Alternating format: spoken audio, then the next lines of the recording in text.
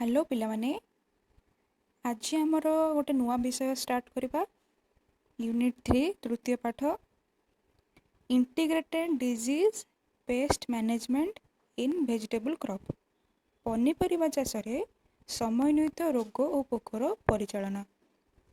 जो पनीपरिबा चाष लिखाई है vegetable crop English vegetable crop कहुच्छी। तापर है जो इंटीग्रेटेड शब्द लिखाई तार अर्थ हूँ समन्वित। रोग पोक होउचंती डिजीज आउ पेस्ट पोकर इंग्लिश है पेस्ट आ जो परिचालन लिखाई तार इंग्लिश होची मैनेजमेंट। तो आमे आमर जो पनीपरिबा चाष रे जो रोग पोक लगुचन तार केमती परिचालन करबा ता विषय रे एई पाठटी। तो स्टार्ट करबा आमे द्वितीय पाठ। फास्ट आमर लिखाई समन्वित रोग पोक परिचालन अर्थ लिखा होईची। तो यार अर्थ हेउची जमी रे रोग और पोकर संख्या को एक निर्दिष्ट स्तर पर्यंत कमाई आनिबा जहाद्वारा कि यार फसलर वृद्धि उपरे प्रभाव पकाई पारिबो नाही। एही रोग पोक परिचालन पाई विभिन्न पद्धति अवलंबन करा जाइछि। जो आमर रोग पोक परिचालन कुआ होउछि सेतरे आमे कोन करूचे ना जो चाष जमी रे जो रोग पोक पोक मानकर जो संख्या बढ़ुची ताकू गोटे निर्दिष्ट संख्या पर्यंत कमाई आनिबा। गोटे निर्दिष्ट संख्या पर्यंत रहिले से माने फसलर वृद्धि रे बेसी प्रभाव पकाई पारंती नाही। तो ता भितरे बहुत प्रकार पद्धति अछि। साधारणतः आमर जो परिचालना सब समन्वित परिचालना जो रोचे से चारि प्रकार पद्धति रुहे। कर्षण पद्धति, यांत्रिक पद्धति, रासायनिक और जैविक। एठी जो कर्षण पद्धति ता लेखा होइनी पेज 55 रे जो लेखा है उन्नत चाष कौशल यह अन्य भाषा रे आमे कर्षण पद्धति ही कही थाउ। यही सब जो कौशल अच्छी उन्नत चाष कौशल सबू कर्षण पद्धतिर कार्य। तो समन्वित रोग पोकर नियंत्रण विशेषत्व importance of integrated disease based management. तो तार कौन विशेषत्व 5टी विशेषत्व लिखा जाइए से हूँ फसल को रोग पोक ठार मुक्त करने द्वारा यार उत्पादन बढ़ी थाए ताहा द्वारा चाषी को लाभ होता है। यही प्रक्रिया द्वारा एक स्थायी भरोसा योग्य और उत्तम गुणवत्ता विशिष्ट बिहन मिलता है। ये कौन है कि आम यदि रोग पोक मुक्त करदे फसल को तो निश्चय रूप से उत्पादन बढ़िबो। रोग पोक द्वारा जो नष्ट होता है फसल से फसल नष्ट हेनी और चाषी को लाभ हम। तापर हूँ जो प्रक्रिया द्वारा कौन हम ना स्थायी बहुत ही स्टेबल प्रकार गोटे भरोसा योग्य और उत्तम गुणवत्ता माने भल क्वालिटीर आमको बिहन मिल। 3 है ये प्रक्रिया द्वारा रोग पोक आक्रमण मात्रा कमी जाए। आम यदि सब नियंत्रण पद्धति ठीक भाव में अवलंबन करवा ताले रोग पोक जो आक्रमण होची तार मात्रा कमिज। 4 हूँ आम एक दीर्घ जीवन काल विशिष्ट उत्तम फसल पाइपर। दीर्घ जीवन काल माने माने जेतिकी जीवन काल तार रहिबा कथा ता भितरे किछि एपट सेपट रोग पोक मानकर व्याघात सृष्टि करिबो नाही फसल रे हमर। 5 हूँ यही प्रक्रिया द्वारा उत्पादर मूल्य मध्य बढ़ी थाए। जदि आमे भल भल उत्तम फसल करवा ताले हमर जो उत्पादन जो बाहर से भल क्वालिटी बाहर भल क्वालिटी हेले से उत्तम मूल्य रे मध्य बिक्री हो पारिबो। तो या परे आमर प्रश्न उठुची आमे जानिदेले कि समन्वित रोग पोक नियंत्रण विशेषत्व कौन। आम या पर आम प्रश्न उठुची कि आमे जो यही पाठटी जो समन्वित रोग पोक नियंत्रण जो समन्वित रोग पोक परिचालना आम जो 4 प्रकार पद्धति अच्छे यही पद्धति कहीं पढ़ुचे। हम तो जानीचे ना रोग पोक उपर जदि रासायनिक पद्धति रासायनिक औषध आम व्यवहार करवा सांगे सांग कीट मैंने मरी जाती। जदि रासायनिक औषध पकईकि सांगे सांग कीट मानक आम मारी पारिबा रोग को दमन करिपरिबा ताहले आमे समन्वित रोग पोक परिचालन कहीं पड़ुचे 4 प्रकार पद्धति आम कहीं अवलंबन करवा। तो तार उत्तर जानिबाकु हेले ପିଲାମାନେ ଏଇ ଯେଉଁ ବିଷୟଟି ଚତୁର୍ଥ ଅଧ୍ୟାୟ ଲେଖା ହେଇଛି ଖାଦ୍ୟ ସମ୍ପଦର ଉନ୍ନତିକରଣ, ଏଇଟା ତୁମର 9th କ୍ଲାସ୍ର ଜୀବବିଜ୍ଞାନରେ ଚତୁର୍ଥ ପାଠଟି ଅଛି, ଇମ୍ପ୍ରୁଭମେଣ୍ଟ ଅଫ୍ ଫୁଡ୍ ରିସୋର୍ସେସ୍। ତ ଏଇ ପାଠରେ ଆମର କ'ଣ ଅଛି ଲେଖା ହୋଇଛି, କ'ଣ ଶସ୍ୟର ଉନ୍ନତିକରଣ। ଶସ୍ୟର ଉନ୍ନତିକରଣରେ ଏଇଠି କ'ଣ ଲେଖା ହେଇଛି, ଆମ ଦେଶରେ ବିଗତ 70 ଦଶକରେ ପ୍ରଫେସର M.A. ସ୍ୱାମୀନାଥନଙ୍କର ସହଯୋଗରେ ସଂଗଠିତ ହୋଇଥିବା ସବୁଜ ବିପ୍ଳବ ଯୋଗୁଁ ନୂଆ କିସମ ଖାଦ୍ୟ ଶସ୍ୟର ପ୍ରଚଳନ କରାଯାଇଥିଲା। ତାପରେ ଭାରତୀୟ କୃଷି ଗବେଷଣା ପରିଷଦ ICAR ନୂଆଦିଲ୍ଲୀ ଓ ଆମ ରାଜ୍ୟରେ ଥିବା କେନ୍ଦ୍ରୀୟ ଧାନ ଗବେଷଣା କେନ୍ଦ୍ର କଟକ ଏବଂ ଓଡ଼ିଶା କୃଷି ବିଶ୍ୱବିଦ୍ୟାଳୟ OIOT ଭୁବନେଶ୍ୱରର ପ୍ରଚେଷ୍ଟାର ଫଳରେ ବିଭିନ୍ନ ଉନ୍ନତ ଓ ନୂତନ କିସମର ଧାନ ଓ ଅନ୍ୟାନ୍ୟ ଫସଲ ପ୍ରଚଳନ ହୋଇ ଆସୁଅଛି। ତ ଏଇଠି କ'ଣ ଲେଖା ହେଲା, ସବୁଜ ବିପ୍ଳବ। ସବୁଜ ବିପ୍ଳବକୁ ଆମେ ଇଂଲିଶରେ ଗ୍ରୀନ୍ ରିଭଲ୍ୟୁସନ୍ ବୋଲି କହିଥାଉ। ତ ହେଉଛି ଆମର କ'ଣ ସବୁଜ ବିପ୍ଳବ, ଗ୍ରୀନ୍ ରିଭଲ୍ୟୁସନ୍। ଏଇଟା ଷ୍ଟାର୍ଟ ହୋଇଥିଲା କେବେ ନା 1960ରୁ 70 ମସିହା ମଧ୍ୟରେ ହୋଇଥିଲା। ତାକୁ କହିଥିଲେ କିଏ, M.A. ସ୍ୱାମୀନାଥନ, ସେ ଜଣେ ବୈଜ୍ଞାନିକ। ତ ଆମର ଏଇ ସବୁଜ ବିପ୍ଳବର ଉଦ୍ଦେଶ୍ୟ କ'ଣ ଥିଲା ନା ଶସ୍ୟ ଫସଲର ଉତ୍ପାଦନ ବୃଦ୍ଧି ପାଇଁ ହୋଇଥିଲା।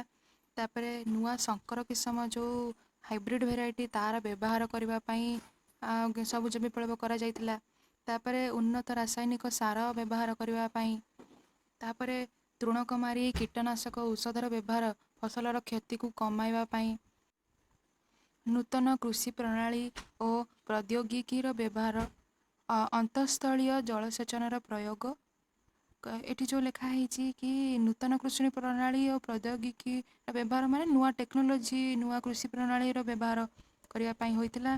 ଅନ୍ତଃସ୍ଥଳୀୟ ଜଳସେଚନ ମାନେ କ'ଣ ନା ଯେଉଁ କୃଷିମାନେ ଅପେକ୍ଷା କରୁଥିଲେ ମନସୁନ୍ ବର୍ଷା ପାଇଁ ସବୁବେଳେ ତା ଉପରେ ଆମେ ଭରସା କରି ରହିହେବନି, କେତେବେଳେ ବର୍ଷା ହୁଏ କେତେବେଳେ ହୁଏନି। ତ ଆମେ ଅନ୍ତଃସ୍ଥଳୀୟ ମାନେ ସ୍ଥଳ ଅଞ୍ଚଳରେ ଯାହା ସବୁ ଜଳ ଉତ୍ସ ରହିଛି ତା ଦ୍ୱାରା କେମିତି ଜଳସେଚନର ପ୍ରୟୋଗ କରିବା। ତାପରେ ଆମର ସବୁଜ ବିପ୍ଳବ ହୋଇଥିଲା କ'ଣ ପାଇଁ ନା ଆମର ଯେଉଁ ଦେଶରେ ଯେଉଁ ହେଉଥିଲା ମରୁଡ଼ି ପଡ଼ୁଥିଲା, ଦୁର୍ଭିକ୍ଷ ହେଉଥିଲା, ସେ ଦୁର୍ଭିକ୍ଷ ଦୂର କରିବା ପାଇଁ ମଧ୍ୟ ହୋଇଥିଲା। ତ ଶସ୍ୟ କହିବାକୁ ଗଲେ ଆମର ଯେଉଁ ଉତ୍ପାଦନ, କୃଷିର ଯେଉଁ ଉତ୍ପାଦନ ହେଉଥିଲା, ଯେଉଁ ଶସ୍ୟ ଫସଲର ଆମେ ଯେଉଁ ଦେଶୀ ଭେରାଇଟି ବ୍ୟବହାର କରୁଥିଲେ, ପୁରୁଣା କାଳର ଯେଉଁ କିସମ ଦେଶୀ ଭେରାଇଟି ବ୍ୟବହାର କରୁଥିଲେ, ସେଥିରେ ଯେଉଁ ଉତ୍ପାଦନ ବାହାରୁଥିଲା ବହୁତ କମ୍ ବାହାରୁଥିଲା ଓ ଆମର ଦେଶର ଯେଉଁ ବଢ଼ୁଥିବା ଲୋକ ସଂଖ୍ୟାକୁ ଯୋଗାଇବା ପାଇଁ ନଥିଲା, ଠିକ୍ ପରିମାଣ ତାର ନଥିଲା। ତ ସେଥିପାଇଁ ଆମେ ଶଙ୍କର କିସମର ବ୍ୟବହାର କଲେ। ଶଙ୍କର କିସମର ଗୁଣ କ'ଣ ନା ତାର ଯେଉଁ ଫସଲ ଯେଉଁ ଉତ୍ପାଦନ ବହୁତ ପରିମାଣରେ 10-20 ଗୁଣା ଦେଶୀ ଭେରାଇଟିରୁ ଅଧିକ, 10-20 ଗୁଣା ଅଧିକ। ତ ସବୁଜ ବିପ୍ଳବର ପ୍ରୟୋଗର ଫଳରେ ହେଲା କ'ଣ ନା ଶସ୍ୟ ଫସଲର ଉତ୍ପାଦନ ବହୁତ ପରିମାଣରେ ବଢ଼ିଗଲା। ଗୋଟେ ଏକର ପିଛା ଯଦି ଗହମର ଦେଶୀ ଭେରାଇଟି ଦ୍ୱାରା ଆସୁଥିଲା ଆମର 800 ଟନ୍, ତାହା ଶଙ୍କର କିସମ ବ୍ୟବହାର ଦ୍ୱାରା ହୋଇଗଲା 2000 ଟନ୍ ଉପରେ ତାର ଉତ୍ପାଦନ। ତାପରେ ଆମର ଯେଉଁ ବାହାର ଦେଶରୁ ଯେଉଁ ଆମ ଦେଶରେ ଉତ୍ପାଦନ ଠିକ୍ ପରିମାଣରେ ହେଉନଥିବାରୁ ବାହାର ଦେଶରୁ ଆମଦାନୀ କରାଯାଉଥିଲା, ଇମ୍ପୋର୍ଟ କରାଯାଉଥିଲା ଖାଦ୍ୟଶସ୍ୟ। ତ ସେ ବାହାର ଦେଶର ଆମଦାନୀ ଉପରେ ଆମେ ଆଉ ନିର୍ଭର ହେଲୁ ନାହିଁ। ତାପରେ କୃଷିମାନଙ୍କର ଯେଉଁ ପରିସ୍ଥିତି ଥିଲା, ଦୁର୍ଭିକ୍ଷ ଥିଲା, ସେ ସବୁ କମିବାରେ ଲାଗିଲା।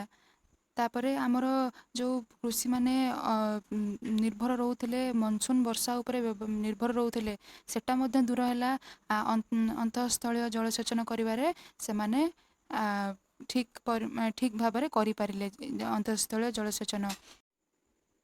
ତ ଆମେ ଜାଣିଲେ କି ସବୁଜ ବିପ୍ଳବ ଦ୍ୱାରା କ'ଣ କ'ଣ ସବୁ ଉପକାରିତା ରହିଲା, କ'ଣ କ'ଣ ଆମର ଲାଭ ହେଲା। କିନ୍ତୁ ସବୁ ଜିନିଷର ଉପକାରିତା ଓ ଅପକାରିତା 2 ପ୍ରକାରର ଥାଏ। ତ ତା ଦ୍ୱାରା କିଛି ଆମର କ୍ଷତି ମଧ୍ୟ ହୋଇଲା। କ'ଣ କ୍ଷତି ହୋଇଲା ନା ସେତେବେଳେ ଯେଉଁ ନୂଆ ନୂଆ ସବୁ ରାସାୟନିକ ପଦାର୍ଥ ବାହାରିଥିଲା, ଯେଉଁ କୀଟନାଶକ ବାହାରିଥିଲା, ତୃଣକୁମାରୀ ବାହାରିଥିଲା, ରାସାୟନିକ ସାର ବାହାରିଥିଲା, ସେ କୃଷିମାନଙ୍କୁ ଠିକ୍ ପରିମାଣର ଜଣା ନଥିଲା। ତ ଯେହେତୁ ଶଙ୍କର କିସମ ବାହାରିଛି, ନୂଆ ବାହାରିଛି, ତାପରେ ରାସାୟନିକ ଔଷଧ ନୂଆ ବାହାରିଛି, ସାର ନୂଆ ବାହାରିଛି, ତ ଲୋକମାନେ କ'ଣ କରୁଥିଲେ ନା ବହୁତ ପରିମାଣରେ ତାକୁ ବ୍ୟବହାର କରୁଥିଲେ। ଠିକ୍ ପରିମାଣ ହେଉଥିଲେ, ମେଞ୍ଚେ ମେଞ୍ଚେ ପକାଇ ଦେଉଥିଲେ। ତ ଅଧିକ ରାସାୟନିକର ବ୍ୟବହାର ଦ୍ୱାରା ମୃତ୍ତିକାର ଗୁଣବତ୍ତା ହ୍ରାସ ପାଉଥିଲା। ତାପରେ କ'ଣ ହେଲା ନା ରୋଗ ପୋକଙ୍କ ସଂଖ୍ୟା ବୃଦ୍ଧି ପାଇଲା। ଏଇଠାରେ ଗୋଟେ ପ୍ରଶ୍ନ ଆସୁଛି ନା ଏସବୁ ତ ଔଷଧ ଆମର ପ୍ରସ୍ତୁତ ହେଇଥିଲା ରୋଗ ପୋକଙ୍କ ସଂଖ୍ୟାକୁ କମାଇବା ପାଇଁ ହୋଇଥିଲା, କିନ୍ତୁ ବୃଦ୍ଧି କେମିତି ହେଲା? କ'ଣ ହେଲା ନା ଆମେ ଜାଣିଛେ କି ହାଇବ୍ରିଡ୍ ଭେରାଇଟି ଶଙ୍କର କିସମ ଯେଉଁ ଗଛ ଗୁଡ଼ିକ ସେ ବହୁତ ଅଧିକ ସବୁଜ ଦେଖିବାକୁ, ତାପରେ ବହୁତ ହୃଷ୍ଟପୃଷ୍ଟ ହୋଇକି ବଢ଼େ। ଆଉ ଆମେ ଯେଉଁ ରାସାୟନିକ ସାର ଦେଲେ ସେ ସବୁ ସାର ପୋଷକ ସବୁ ଟାଣିକି ଭଲ ଭାବରେ ସ୍ୱାସ୍ଥ୍ୟ ଗଢ଼ିକି ବଢ଼ିଲାଠୁ କ'ଣ ହେଲା ନା ରୋଗ ପୋକ ଯେଉଁ ଲାଗିଲେ, ମାନେ ଅଧିକ ସବୁଜ ଦେଖାଯାଉଥିବା ଗଛକୁ ରୋଗ ପୋକ ଅଧିକ ଆକର୍ଷିତ ହୁଅନ୍ତି। ତ ଯେଉଁ ରୋଗ ପୋକ ଆସିଲେ, କୀଟ ଯେଉଁ ଲାଗିଲେ, ତ ତାକୁ ଦମନ କରିବା ପାଇଁ କୃଷିମାନେ କ'ଣ କଲେ ନା ଯେଉଁ କୀଟନାଶକ ପକାଇଦେଲେ। କୀଟନାଶକ ବହୁତ ପରିମାଣରେ ପକାଇଲାଠୁ କ'ଣ ହେଲା ନା ଯେତିକି ସଂଖ୍ୟାର ଯେଉଁ ପୋକ ଥିଲେ ସେମାନେ ସବୁ ମଲେନି।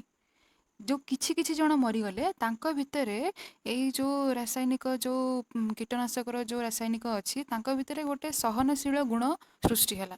ସହନଶୀଳ ଗୁଣ ଯେଉଁ ସୃଷ୍ଟି ହେଲା, ସେମାନେ ଯେତେବେଳେ ତାଙ୍କର ପୋକମାନେ ତାଙ୍କର ଯେଉଁ ସଂଖ୍ୟା ବୃଦ୍ଧି କଲେ, ବଂଶ ବିସ୍ତାର ହେଲା, ସେ ବଂଶ ବିସ୍ତାର ଭିତରେ ମଧ୍ୟ ଏଇ ସହନଶୀଳ ଯେଉଁ ଗୁଣଟା ତାଙ୍କ ପରର ବଂଶକୁ ପଳେଇଲା।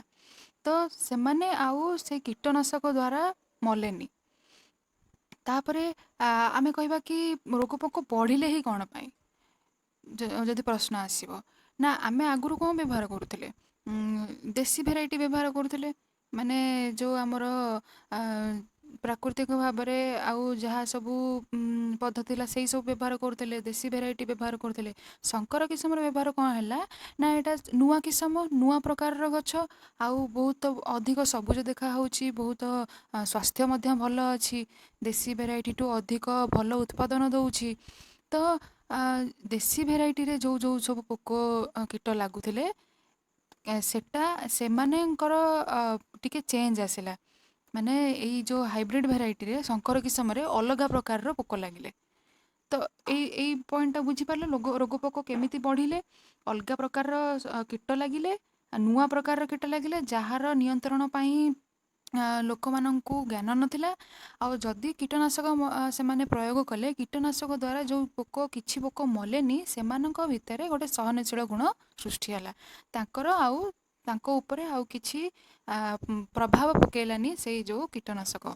ତାପରେ କ'ଣ ହେଲା, ଯେଉଁ ବେଶୀ ପରିମାଣ ଯେଉଁ ପ୍ରୟୋଗ କରାଗଲା, ସେଥିରେ କ'ଣ ହେଲା, ପରିବେଶ ଦୂଷିତ ହେଲା, ତାର ଜଳ ମଧ୍ୟ ଦୂଷିତ ହେଲା। ଜଳ କେମିତି ଦୂଷିତ ହେଲା? ଆମେ ଯେଉଁ ମାଟିରେ ପକାଇଥିବା, ଗଛ ପାଖରେ ପକାଇଥିବା ସାର, ରାସାୟନିକ ସାର ପକାଇଥିବା, ତାପରେ ଆମେ ଜଳସେଚନ ମଧ୍ୟ କରିଥିବା। ଜଳସେଚନ ଦ୍ୱାରା ସେ ରାସାୟନିକ ପଦାର୍ଥ ମିଶିକି ଆମର ଯେଉଁ ସବୁ ଅଲଗା ସବୁ ଜାଗା ଅଛି, ପୋଖରୀ ଅଛି, ନଦୀ ଅଛି, ତା ସହିତ ଯାଇକି ମିଶିଲା।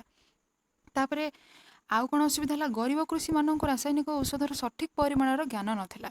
କେତେ ପରିମାଣ ଆମେ ବ୍ୟବହାର କରିବା କଥା ସେମାନେ ଦେଖିଲେ କି ରାସାୟନିକ ସାର ପକାଇଲେ ଗଛଟା ବହୁତ ଭଲ ଭାବରେ ସ୍ୱାସ୍ଥ୍ୟ ତାର ବଢ଼ୁଛି, ଆଉ ତାର ଉତ୍ପାଦନ ମଧ୍ୟ ବଢ଼ୁଛି, ଆଉ ଭଲ ଭାବରେ ସେ ହୃଷ୍ଟପୃଷ୍ଟ ହୋଇକି ବଢ଼ୁଛି। ତ ସିଏ ଦେଖିଲା ଯେମିତି ଅଧିକ ମାତ୍ରା ପକାଇଲା ବେଳୁ ଭଲ ଗଛ ହେଉଛି, ତ ସେ ଅଧିକ ମାତ୍ରା ପକାଇ ଚାଲିଲା। ତାପରେ କ'ଣ ହେଲା, ଅଧିକ ରାସାୟନ ପ୍ରୟୋଗ ଦ୍ୱାରା ଫସଲରେ ଅବଶେଷ ମଧ୍ୟ ରହିଯାଉଥିଲା, ଯାହାକି ମଣିଷ ସ୍ୱାସ୍ଥ୍ୟ ପାଇଁ ହାନିକାରକ ସାବ୍ୟସ୍ତ ହେଲା। ପତ୍ର ଦ୍ୱାରା ଯେଉଁ ଖାଦ୍ୟ ସୃଷ୍ଟି ହୁଏ, ସେ ଯାଇ ସବୁ ଅଲଗା ଅଲଗା ଜାଗାରେ, ମଞ୍ଜିରେ, ତାପରେ ଚେରରେ, ଅଲଗା ଅଲଗା ଫୁଲରେ, ଏସବୁ ଯାଇକି ଜମା ହୁଏ, ଯାହାକି ଆମେ ଖାଦ୍ୟ ରୂପରେ ଗ୍ରହଣ କରୁ। ତ ସେ ଜାଗାରେ ମଧ୍ୟ ରାସାୟନିକ ପଦାର୍ଥର କିଛି ଅବଶେଷ ରହିଗଲା। ଆଉ ସେ ଅବଶେଷର କ'ଣ ଇଫେକ୍ଟ ରହିଲା ନା ସେମାନେ ଆମ ଦେହରେ କ୍ୟାନ୍ସର କରାଇବାର କ୍ୟାପାସିଟି ରଖୁଥିଲା। ଆମେ ଜାଣିଛେ ଯେଉଁ କ୍ୟାନ୍ସର ରୋଗ ହୁଏ, କର୍କଟ ରୋଗ ହୁଏ, ତାର ବହୁତ ପ୍ରକାରର କାରଣ ରହିଛି। କିନ୍ତୁ ଏଇ ଯେଉଁ ରାସାୟନିକ ପଦାର୍ଥ ଆମେ ଯେଉଁ ବ୍ୟବହାର ଅଧିକ କଲେ, ଫସଲର ଅବଶେଷ ରହିଗଲା, ଆଉ ମଣିଷ ସ୍ୱାସ୍ଥ୍ୟ ପାଇଁ ହାନିକାରକ ରହିଲା। 1960 ମସିହାରେ ସବୁଜ ବିପ୍ଳବ ଆରମ୍ଭ ହୋଇଥିଲା। ତାପରେ ପରେ ଆମେ ଯଦି ଦେଖିବା ଯେଉଁ ରିପୋର୍ଟ ଦେଖିବା, ତାପରେ ପରେ କ୍ୟାନ୍ସର ରୋଗ ବହୁତ ପରିମାଣରେ ବଢ଼ିବାରେ ଲାଗିଥିଲା। ତ ଆମେ କହିପାରିବା କି ଏଇ ଯେଉଁ ରାସାୟନିକ ଯେଉଁ ଔଷଧ ସାର ଆମେ ଯେଉଁ ବ୍ୟବହାର କଲେ ଫସଲରେ ଅବଶେଷ ରହିଲା, ଏଇଟା ଗୋଟେ କ୍ୟାନ୍ସରର ଗୋଟେ କାରଣ। ବହୁତ ପ୍ରକାର କାରଣ ଅଛି, କିନ୍ତୁ ଏଇଟା ଗୋଟେ କାରଣ। ତାପରେ ବାରମ୍ବାର ରାସାୟନ ବ୍ୟବହାର କରିବାରୁ ମାଟି ବିଷ ହୋଇଗଲା, ଫସଲ ଉତ୍ପାଦନ ଯୋଗ୍ୟ ରହିଲା ନାହିଁ। ତ ଏଇସବୁ ଯେଉଁ ଅସୁବିଧାର ସମ୍ମୁଖୀନ ହେଲେ, ତାପରେ ବୈଜ୍ଞାନିକ ଓ ବିଶେଷଜ୍ଞମାନେ ଭାବିଲେ କି ଖାଲି ରାସାୟନିକ ପଦ୍ଧତି ଦ୍ୱାରା ଆମେ ପରିଚାଳନା କରିପାରିବା ନାହିଁ, ଆମେ ଅନ୍ୟ ପଦ୍ଧତି ମଧ୍ୟ ଅବଲମ୍ବନ କରିବା, ଯାହାଦ୍ୱାରା କି ଆମେ ପରିବେଶ ସୁରକ୍ଷା କରିପାରିବା ଓ ସ୍ୱାସ୍ଥ୍ୟ ପ୍ରତି ହାନିକାରକ ଦ୍ରବ୍ୟ ମଧ୍ୟ ସେତେ ବ୍ୟବହାର କରିବା ନାହିଁ। ରାସାୟନିକ ଦ୍ରବ୍ୟର ପରିମାଣ କେମିତି କମାଇବା? ନା କର୍ଷଣ ପଦ୍ଧତି ବ୍ୟବହାର କରିବା, ତାପରେ ହେଲା ଯାନ୍ତ୍ରିକ ପଦ୍ଧତି ବ୍ୟବହାର କରିବା। ଜୈବିକ ସାର ଦ୍ୱାରା ଆମେ ମୃତ୍ତିକାର ଗୁଣବତ୍ତା ବଢ଼ାଇ ପାରିବା। ଉନ୍ନତ ଚାଷ କୌଶଳରେ ଫସଲ ପର୍ଯ୍ୟାୟ କରିବା, ତାପରେ ସହନଶୀଳ କିସମ ବ୍ୟବହାର କରିବା, ତାପରେ ଖରାଟିଆ ଚାଷ, ଏଇସବୁ ପଦ୍ଧତି ମିଶିକି ସମନ୍ୱିତ ରୋଗ ପୋକ ପରିଚାଳନା ହୋଇଛି।